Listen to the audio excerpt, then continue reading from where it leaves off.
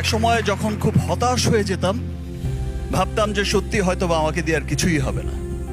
নিজের আপন মানুষকেই বলতে শুনেছি, তোমার দিন শেষ Shakib, you are dead horse. ভেবেছি হয়তো এখানেই শেষ, ইতি টানতে হবে। আবার ভেবেছি যাওয়ার আগে একটা ট্রাই করে যাই, না হলে চলে যাব, ছেড়ে দেব চলচ্চিত্র। যা পেয়ে শূন্য হাতে এসেছিলাম, যা পেয়েছি তা অনেক। কিন্তু সত্যি বলতে, আমি যখন প্রিয়তমা দিয়ে আমার সেকেন্ড ইনিংস যেটা বলে সবাই শুরু হয়েছে, আমি যখন প্রিয়তমা রিলিজ হয়েছে তখন দেখেছি যে এত মানুষের ভালোবাসা। এই প্রথম আমার কোনো চলচ্চিত্র দেশের গণ্ডি পেরিয়ে বিদেশের মাটিতে এত সাকসেসফুল হচ্ছে। দেশের প্রত্যেকটা মানুষ সিনেমা দেখতে আসছে, উচ্ছ্বসিত ভালোবাসার সাগরে ভাসাচ্ছে।